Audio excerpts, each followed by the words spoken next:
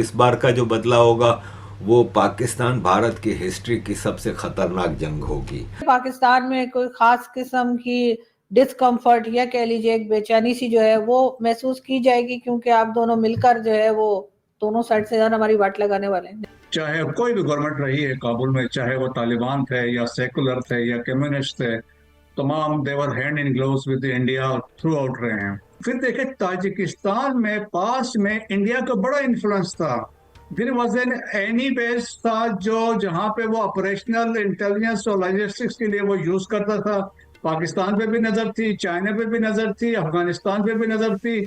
और इसके बाद देखें एक फरखोर का बेस था जहां से लॉजिस्टिक्स देते थे नदर्न एयरलाइंस किसी जमाने में। जो आप लोगों के रिलेशन बढ़ते जा रहे हैं हर चीज में, कई जगह तो कहा जा रहा है कि इन्वेस्टमेंट भी जाहिर है कि भारत करेगा और कई प्रोजेक्ट्स भी जो है वो भी जो है स्टार्ट किए जाएंगे। आपको लग रहा है कि पाकिस्तान में कोई खास किस्म की डिस्कम्फर्ट या कह लीजिए एक बेचैनी सी जो है वो महसूस की जाएगी, क्योंकि आप दोनों मिलकर जो है वो दोनों साइड से जान हमारी वाट लगाने वाले हैं? नहीं, आई डोंट थिंक दोनों साइड से आपकी वाट लगेगी। मुझे लगता है हर साइड से आपकी वाट लगेगी। देखिए, पॉइंट यहाँ पे ये समझना है कि जब पाकिस्तान बन रहा था ना, तो पाकिस्तान एक आर्टिफिशियल कंस्ट्रक्ट तो था।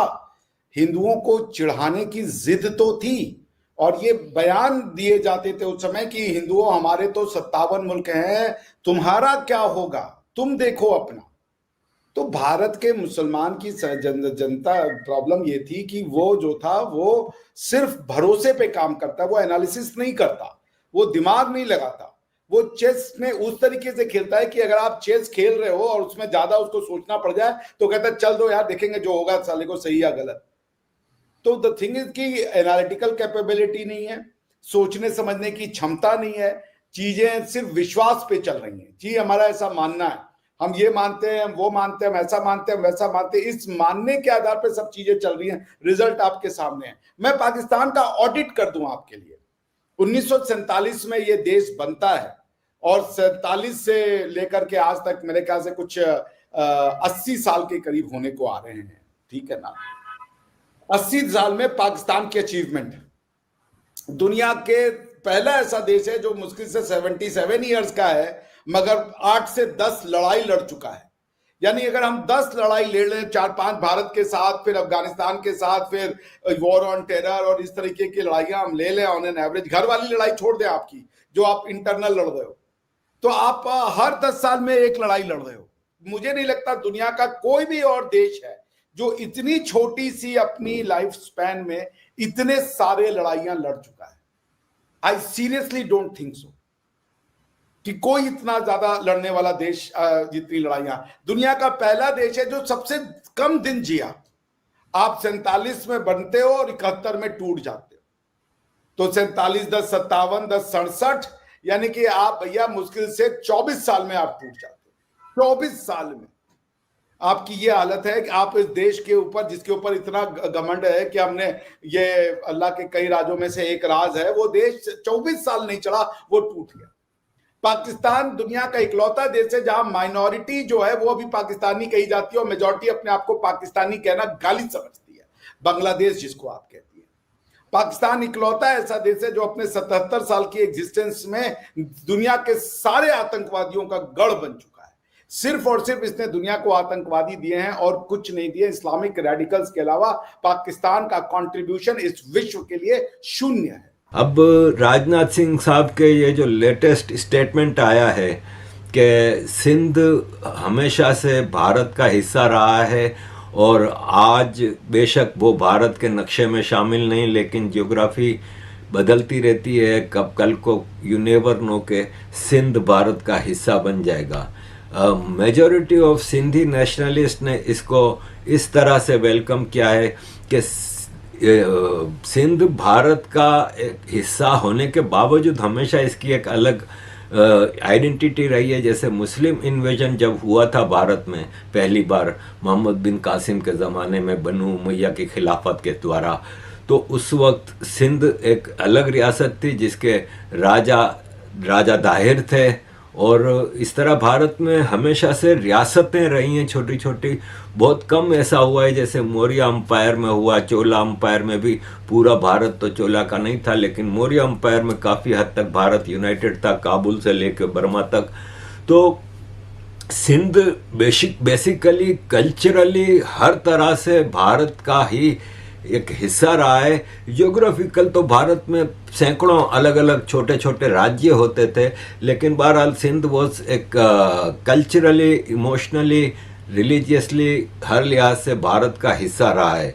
तो आज राजनाथ जी साहब का भी ये जो बयान है उसको सिंधी इस पर्सपेक्टिव में ले रहे हैं कि सिंधियों के जो लीडर थे साईं जीएम सैयद, उन्होंने पाकिस्तान रेजोल्यूशन पे सबसे पहला रेजोल्यूशन जो सिंध असेंबली से पास कराया था। इसके बाद जब पाकिस्तान बना तो इनको हकीकत का अंदाज़ा हुआ कि अंग्रेज़ों ने तो ये पाकिस्तान आर्मी के लिए बनाया है, अपने मकसद के लिए बनाया है, और जो वादा था कि it will be a confederation of different states like Balochistan, Sindh and Punjab and so on, लेकिन ऐसा नहीं हुआ और पाकिस्तान एक मिलिट्री स्टेट बन गया। तो साईं जीएम सैयद ने सारी ज़िंदगी अपनी जद्दोजहद आज़ादी सिंध के लिए लगाई। सिंधु देश आज की तारीख में अगर आज़ाद हो जाता है तो भारत के साथ वो एक लूज कन्फेडरेशन या कोई रिलेशनशिप ऐसा बिल्ड करता है, जो कि करना भी चाहिए, क्योंकि मैं समझता हूँ कि भारत की जो लीडरशिप है वो इतनी समझदार तो है कि वो कभी भी सिंध के 80-90 मिलियन रेडिकलाइज्ड मुसलमानों को भारत में शामिल करेगी। इंडिया और अफ़गानिस्तान के बायलैटरल रिलेशन हिस्टोरिकली बहुत ही अच्छे रहे हैं और इस वक्त भी इंडिया अफ़गानिस्तान के जो रिलेशन है वो बहुत ही अच्छे हैं। और इस चीज़ से सबसे ज़्यादा प्रॉब्लम पाकिस्तान को होती है, क्योंकि पाकिस्तान दोनों देशों के बीच में होता है और एक सैंडविच सिचुएशन में खुद को पाता है, और दोनों ही देशों से पाकिस्तान के जो रिलेशन है वो कुछ अच्छे नहीं है। एक तरफ जहां रोज़ टीटीपी पाकिस्तान के अंदर हमले करती है और पाकिस्तान की आर्मी को भारी नुकसान पहुंचाती है, वहीं दूसरी तरफ भारत की ओर से भी कंटिन्यू प्रेशर पाकिस्तान को झेलना पड़ रहा है और ये पाकिस्तान के लिए काफ़ी अनवांटेड किस्म की सिचुएशन है। अब हाल ही में इंडिया और अफ़गानिस्तान ने जो अपने रिलेशन है उनको एक नई ऊंचाइयों पर पहुंचाने का फैसला किया है और दोनों ही देशों ने बहुत सारे प्रोजेक्ट एक साथ मिलकर स्टार्ट करने का फैसला किया है। और इस चीज़ को देखते हुए पाकिस्तान बहुत ही ज़्यादा खुद को प्रॉब्लम में पा रहा है, और उसका रीज़न ये है कि पाकिस्तान के जो रिलेशन है अफ़गानिस्तान के साथ वो हर गुजरते दिन के साथ बिगड़ रहे हैं। पाकिस्तान और अफ़गानिस्तान की ट्रेड भी बंद हो चुकी है और ऐसे में दोनों ही तरफ से पाकिस्तान के ऊपर भारी प्रेशर पड़ रहा है। और इंडिया के लिए एक बहुत ही अच्छी सिचुएशन है ये, क्योंकि इंडिया को पाकिस्तान को किसी भी प्रकार का जवाब देना होता है तो पाकिस्तान के साथ जो भारत का बॉर्डर है उसे शांत रखते हुए अफ़गानिस्तान बॉर्डर की तरफ से भारत पाकिस्तान को अच्छा मज़ा चखा देता है जब भी भारत चाहता है।